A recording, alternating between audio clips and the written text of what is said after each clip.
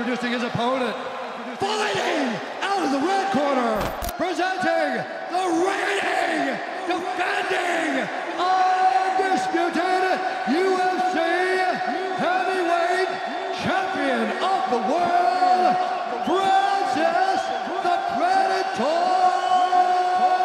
Ngannou.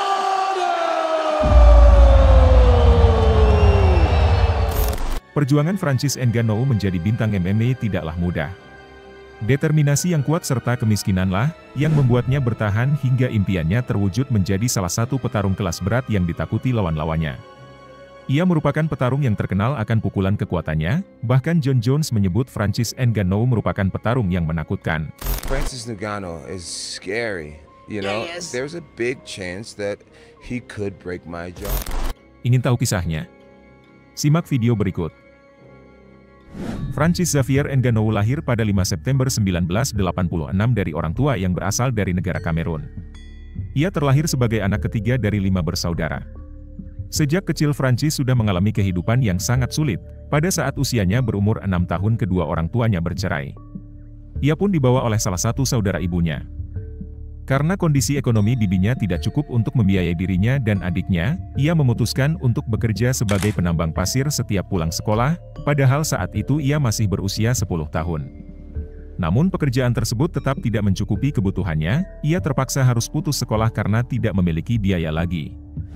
Bahkan untuk makan saja ia dan adiknya sampai harus mengobrak-abrik sampah, mengais sisa makanan yang dibuang. We have to go eat in the trash. You know, rotten food, we eat those like. Setelah tidak lagi menjadi penambang pasir, ia pun mengungkapkan pernah menjadi supir taksi. Umur saya saat itu 22 tahun. Saya berhenti sekolah saat usia 17 tahun. Saya berpikir apa yang saya lakukan selama ini, tidak ada. Saya bertekad mengejar mimpi saya menjual motor saya, lalu semua keluarga berkata, Francis sudah gila, kata Ngannou. Merasa tidak ada masa depan sebagai supir taksi, ia mengambil langkah nekat untuk bergabung ke sasana tinju dengan menjual satu-satunya motor yang dimiliki oleh keluarga. Bukan tanpa alasan, karena menurutnya, setelah selama bertahun-tahun menjadi kuli penambang pasir, ia merasa itu membuatnya memiliki modal otot dan kekuatan untuk bertarung.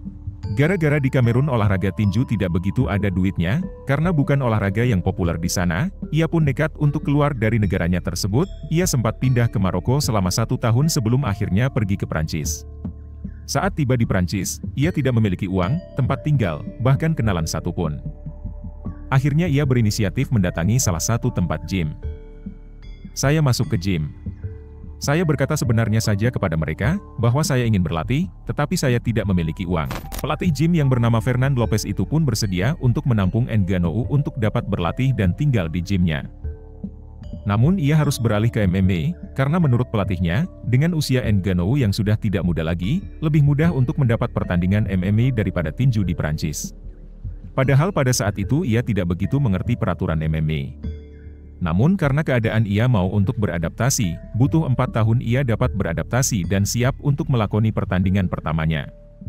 Akhirnya pada tahun 2013, ia memulai karirnya sebagai petarung MMA di Prancis.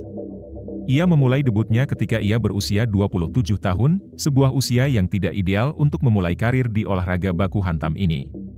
Di pertandingan pertama ia dapat memenangi pertandingan melawan petarung yang bernama Rachid Benzina hanya dengan 1 ronde saja dengan kuncian tangan. Namun di pertandingan kedua ia harus menelan kekalahan pertamanya oleh seorang petarung yang bernama Zoumana Cisse. Pengalaman kekalahan pertama itulah yang membuat Ngannou semakin yakin untuk terus berkarir sebagai petarung MMA. Saya tidak bisa meninggalkan MMA dengan kekalahan. Mereka akan berpikir saya sudah menyerah, jadi saya harus menyelesaikannya, kata Ngannou. Sehabis dari kekalahan tersebut, ia langsung memenangi 4 pertandingan berikutnya dengan catatan yang impresif. Ia memenangi pertandingan dengan cara TKO 2 kali dan 2-nya lagi dengan cara kuncian. Meskipun ia belum mendapatkan sabuk juara di Prancis, Dana White, presiden UFC, menawarinya kontrak untuk bergabung ke UFC. Dana White melihat potensi pada diri Ngannou meskipun saat itu bisa dibilang ia sudah agak telat untuk bergabung ke industri olahraga ini. Ngannou pada saat itu sudah berusia 29 tahun. Tidak berpikir panjang, ia pun setuju untuk bergabung ke UFC. Ia berpikir dengan bergabung ke UFC ia akan memiliki kehidupan yang lebih layak lagi. Akhirnya pada tahun 2015, ia memulai debutnya di UFC melawan petarung asal Brazil yang bernama Luis Henrique. Tampil mengesankan, Ngannou hanya membutuhkan 2 ronde untuk menumbangkan Luis Henrique dengan pukulan kerasnya. Keganasan Ngannou dan tingginya persentase TKO yang ia catat, membuat ia cepat dikenal oleh para penggemar MMA. Hanya dalam waktu 3 tahun, Ngannou sudah bisa tampil dalam perebutan gelar juara kelas berat UFC melawan Stipe Miocic. Akhirnya setelah menempuh lebih dari 4.000 km dari Kamerun ke Prancis, bahkan sempat menjadi gelandangan di kota Paris, akhirnya ia mendapatkan kesempatan untuk meraih sabuk juara kelas berat melawan petarung senior asal Amerika, yang bernama Stipe Miocic. Namun sayang impiannya tidak bisa terwujud pada saat itu, ia dihajar habis-habisan oleh Stipe Miocic, kekuatan yang ia miliki seperti tidak keluar pada pertandingan itu. Meski dapat bertahan hingga 5 ronde, ia harus kalah dengan keputusan angka mutlak oleh Stipe Miocic. Ia pun harus menelan pil pahit, padahal gelar sabuk juara sudah di depan matanya. Kekalahan itu rupanya jadi pelajaran berharga buat Ngannou. Ia mengaku keinginan menang TKO, jadi cara berpikir yang salah saat itu. Just after the fight, I look at it and I'm like, this is good. Like, I learned just too much in that fight. Pertandingan selanjutnya ia berhadapan dengan Derrick Lewis, petarung yang juga terkenal memiliki kekuatan pukulan yang dahsyat juga. Pertandingan ini berjalan dengan alot, tampak kedua petarung bermain sangat hati-hati sampai ronde terakhir. Nasib apes menimpa Ngannou, ia harus kalah lagi dengan keputusan juri. Ini menjadikannya kekalahan yang ketiga selama berkarir di ajang MMA. Tidak terima kalah 2 kali berturut-turut, ia langsung berlatih gila-gilaan di gym. Hasilnya 4 petarung berikutnya ia kalahkan hanya dengan 1 ronde dan dengan cara TKO semua, bahkan Cain Velasquez salah satu petarung terbaik di kelas berat ia kalahkan hanya dengan waktu 26 detik saja.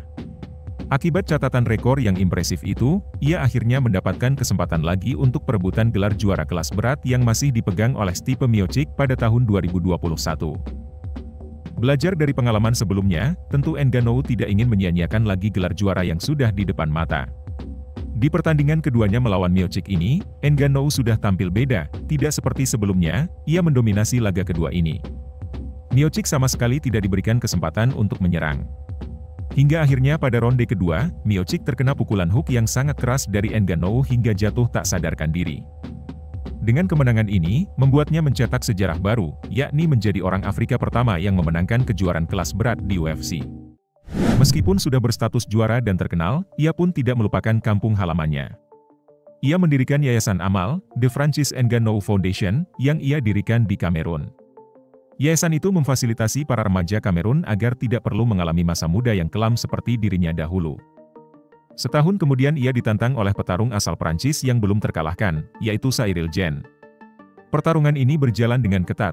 Cyril Gane yang memiliki dasar bela diri Muay Thai terus menekan Ngannou dengan tendangannya. Untuk mengantisipasi hal tersebut, Ngannou berinisiatif untuk melakukan takedown. Ternyata hal tersebut efektif untuk meredam tendangan Muay Thai Cyril Gane. Kedua petarung pun bertarung hingga bel ronde terakhir berbunyi, namun Francis Ngannou tetap diunggulkan pada pertandingan kali itu, hingga ia diputuskan oleh juri dengan kemenangan angka mutlak. Biasanya sang juara akan dipasangkan sabuk juara langsung oleh Presiden UFC, Dana White. Namun pada saat itu Dana White tidak memasangkan sabuk kepada Ngannou. Ia menolak untuk mengenakan sabuk juara ke pinggang Ngannou dan tak menghadiri konferensi pers. Hal ini terjadi karena ada hubungannya dengan masalah kontrak. Perseteruan Ngannou dan White tak terlepas dari masalah bayaran. Sang petarung sudah tak ingin lagi berduel untuk $600.000 atau setara 8,8 miliar rupiah, karena menurutnya itu jauh dari pendapatan para petinju kelas berat yang bisa menerima hingga belasan juta dolar. Perseteruan mereka makin memanas, saat itu ia diketahui memilih tak memperpanjang kontrak usai tak mencapai kesepakatan dengan UFC. Selain uang, salah satu poin kritis dalam kontrak tersebut kabarnya terkait dengan negosiasi pertarungan crossover, Ngannou dengan petinju, Tyson Fury. Tapi, UFC kala itu tidak mau memberikannya. Alhasil, Ngannou memilih tidak memperpanjang kontraknya dan kini bergabung dengan promotor yang bernama PFL, Professional Fighters League. PFL memberinya fleksibilitas untuk bertanding di dunia tinju seiring dengan MMA.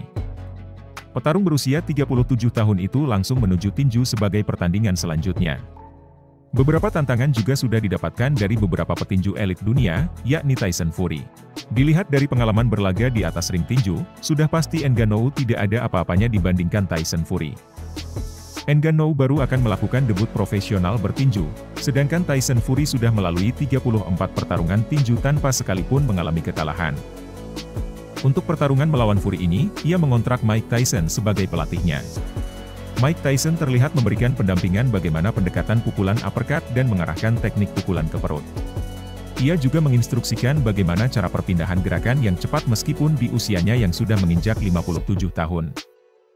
Ngannou dijadwalkan melakukan debutnya di dalam ring tinju pada 28 Oktober 2023 melawan juara dunia kelas berat WBC, Tyson Fury. Pertarungan tersebut akan berlangsung di Riyadh, Arab Saudi.